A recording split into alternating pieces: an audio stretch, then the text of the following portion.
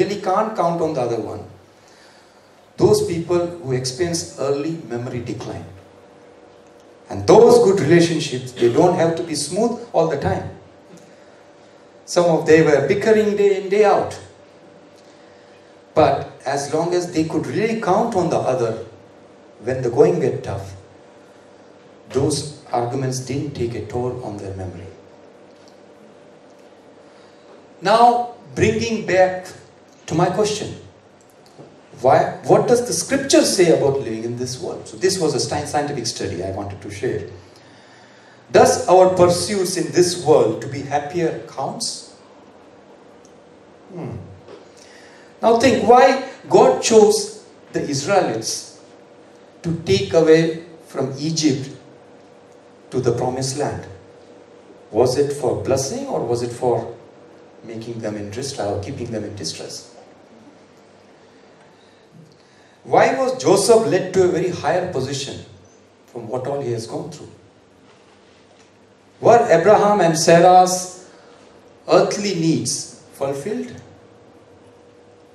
Did the healings by Jesus help achieve the pursuits of those earthly sufferers to give them the joy of living? Perhaps the answer is yes.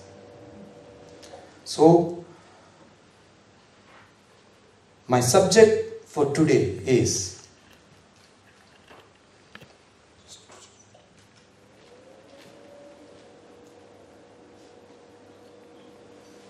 just wanted to put it across. Yeah, that's it. Relationships and pursuits. Now, let me ask you, what do you think is the key ingredient for a good relationships? Can I hear some words? Communication. Sorry? Communication. Communication, yeah. What else?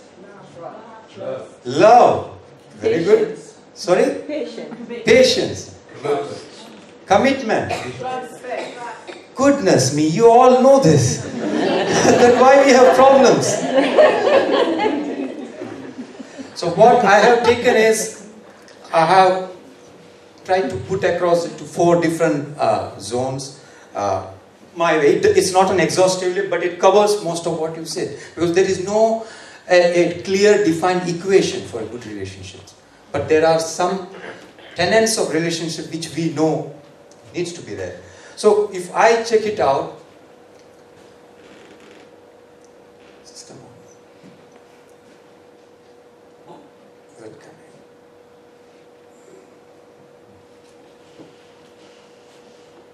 It's a PPT on? Yeah. So, love and sacrifice is some of the key terms. Then if I see communication and conversation, so I want to keep that as one category. And then respect, value, honor. These are different words for different circumstances, but more or less on the same zone. Then we have trust, hope, and reliability. So when you touch upon these things, you are somewhere trying to form a good relationship. Now, keep these words in mind and the study the lessons we heard from that study, scientific study which we have had. So, what does God tell us through the scriptures on good relationships? What I have found is, in relationship with God, God has given different dimensions to our relationships which we have on earth. One relationship is parent was with the child.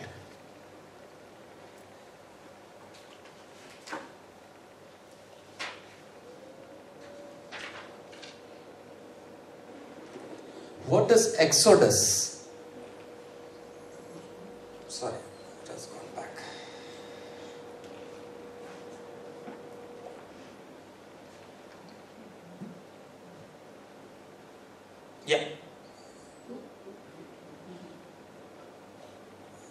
Yeah.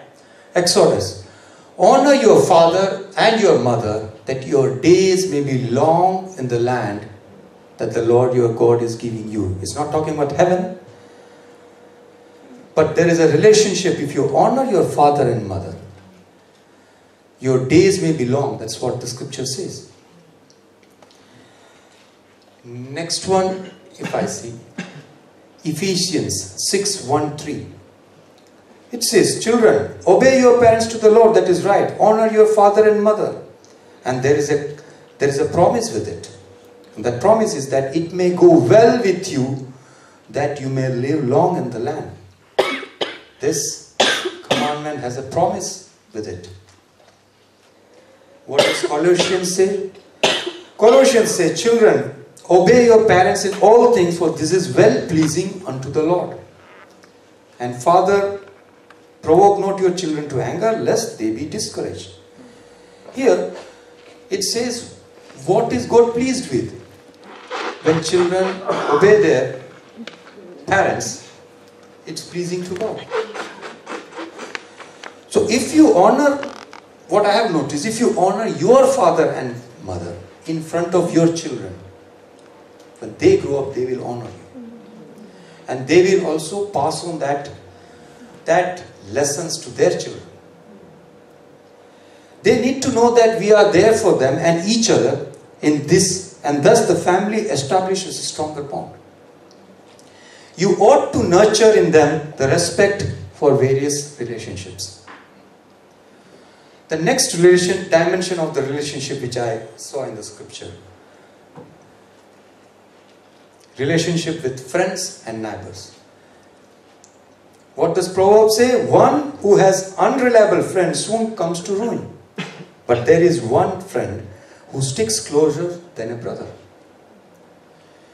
Remember in the study, it's the quality, not quantity, which matters.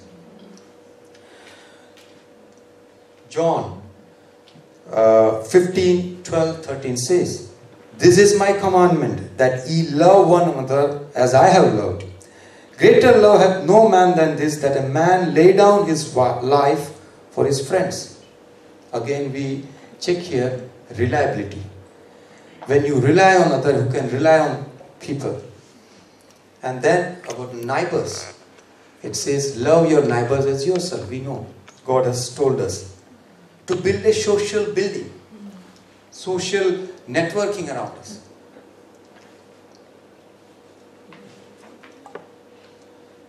Now there is one more aspect around it. If you see in Hebrews,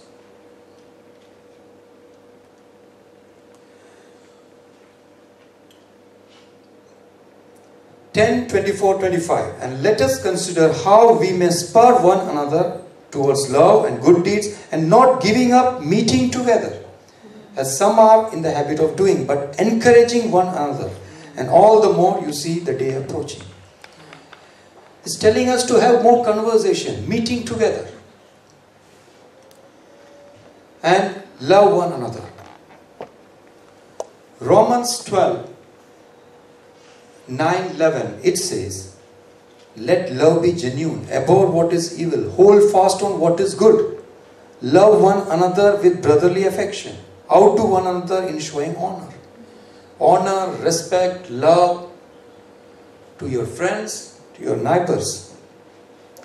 Now, Jesus had a close circle of 12, whom he loved, who valued, and he used to speak to them day in, day out. David had a good friend in Jonathan. Job had 3 friends. Despite all the ruins, he had some 3 friends to talk to. Daniel, there were 3 friends who stood with him, whether it is fire or whichever aspect it has.